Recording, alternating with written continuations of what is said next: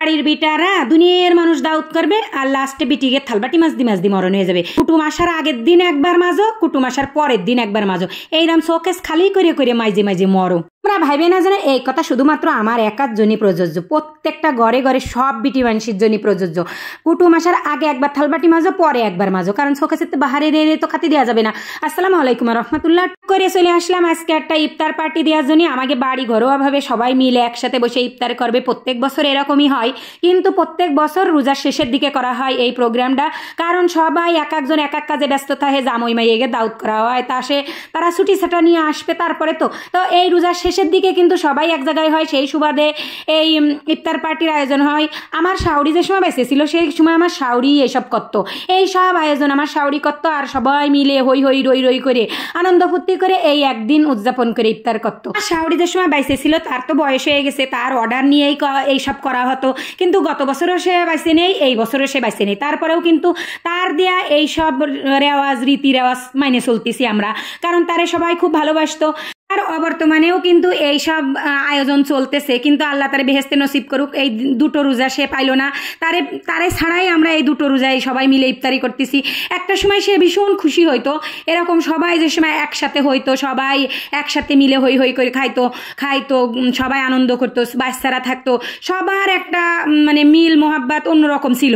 কিন্তু এখন তো সেই সবার নেই, কারণ সবসময় সব পরিস্থিতি একরকম থাকে না। তারপরেও যার যার ভাগ্যে আছে সে এই ইফতার পার্টিতে আজকে অ্যাটেন্ড করবে, আর যার ভাগ্যে নেই সে তো থাকবে না।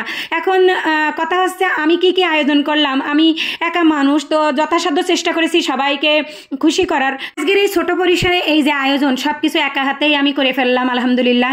অনেক কষ্ট হয়েছে, তারপরেও আলহামদুলিল্লাহ, কারণ এই রকম ভাগ্য সবার হয় না।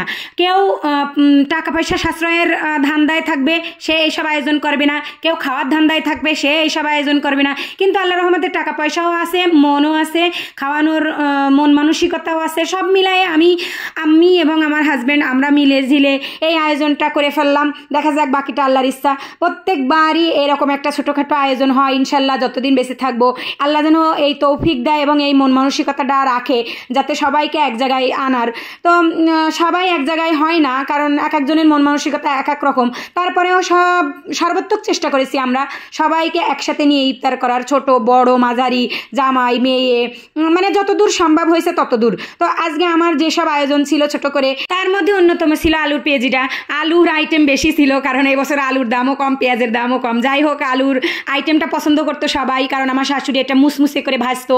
সেই সুবাদে আমিও তার কাছ থেকে শিখে নিছি এই আলুর পেঁয়াজিটা বানানো। এত সবাই পছন্দ করে এই আলুর আইটেমটা, তা কি আর বলবো। তো আলুর পেঁয়াজি ছিল, আলুর চপ ছিল, তাতে চিংড়ি মাছ দেওয়া ছিল, তো চিংড়ির চপ যেটা, বেগুনি ছিল, আর সমস্ত ধরনের ফল পাকড় ছিল। তারপরে ফ্রুট সালাদ যেটা আমি এবছর বানালাম, সবাই হই হই করে খাইলো।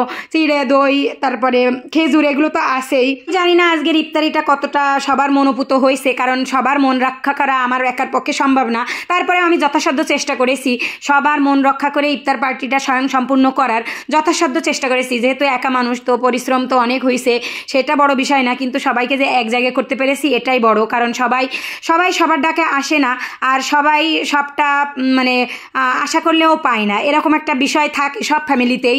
যাই হোক, আমি ছোট পরিসরে যেটুকু আইটেম নিয়েই সবাইকে এক জায়গায় করতে পেরেছি ওটাই আলহামদুলিল্লাহ।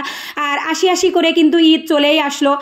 জানি না সামনের বছরে কাকে এক জায়গায় করতে পারবো আর কাকে পারবো না, হয়তো আল্লাহ যদি তৌফিক দেয় এরকম সবাই আমরা এক জায়গায় হতে পারবো, আর যদি আল্লাহ তৌফিক না দেয় তাহলে তো আর হবেই না। তবে আমার এই আয়োজনে যদি কোনো ভুল ত্রুটি থাকে আমি নিশ্চয়ই সবার কাছে ক্ষমা প্রার্থী। সবাই সামনের বছরে এমন দিনও আসতে পারে যে আমিই থাকলাম না, তো আমার ভুল ত্রুটিগুলো সবাই গুণে ক্ষমা করে দেবেন আমি আশা করব। আর সামনের বছর যদি এরকম আয়োজন আবার করতে পারি তাহলে তো আলহামদুলিল্লাহ। তো সব কিছু কথা বলতে বলতে রেডি করে ফেললাম, এদিকে ফ্রুট সব কাটা কমপ্লিট, এরপরে বাকি থাকছে শরবত আর ভাজাভুজিও তো প্রায় রেডি। ফলগুলো সব রেডি করে রাখিছি, এখানে শরবত আছে, ওখানে হচ্ছে আঙুর, মালটা, জিলাপি, শসা, এই ফ্রুটস, তারপরে ওই যে হালিম, তারপরে সুলা সব কিছু রেডি করে এবার লাস্ট পর্যায়ে এসে শরবতটা গুলানো হবে। তো অনেক মানুষ, তাই নতুন একটা বালতি ছিল আমাদের, সেই বালতিতে করে আমরা আজকে শরবতটা গুলাচ্ছি।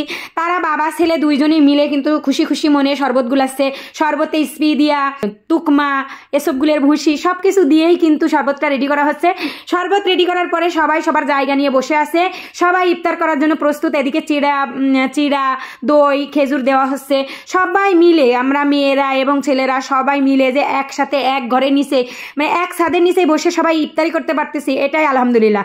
কারণ এই বছরে আমরা সবাই একসাথে আসি, সামনের বছর হয়তো এর ভিতরে কেউ নাও থাকতে পারে, আবার সবাই থাকতে পারে, আবার কেউ নতুন আসতেও পারে, এরকম একটা ব্যাপার থাকে। তো আমি জানি না কার ভাগ্যে কি আছে। তো যাই হোক, আজকের অনুষ্ঠানটা আমাদের পরিপূর্ণভাবে হয়েছে। সব কিছুর মূলে হচ্ছে ফ্রুট সালাদটা ছিল আজকে। এটা ছিল আকর্ষণীয়, ঘিয়ে ভাজা বাদামের সাথে, টক দইয়ের সাথে, পিঙ্ক সল্ট এবং ঝাল, কাঁচা ঝাল, পেঁয়াজ সব কিছু মিশায়ে যে অনেক মজার একটা সালাদ হয়েছে, এটাই সবার কাছে পছন্দনীয় হয়েছে। সব শেষে আমার কাহিনী শুরু। তো যে যার মতো খাওয়া দাওয়া করে যার যার মতো বাড়ি চলে যাবে। এরপরে হচ্ছে আমার কাহিনী শুরু, শুধু থালাবাটি ধোয়া আর ধোয়া।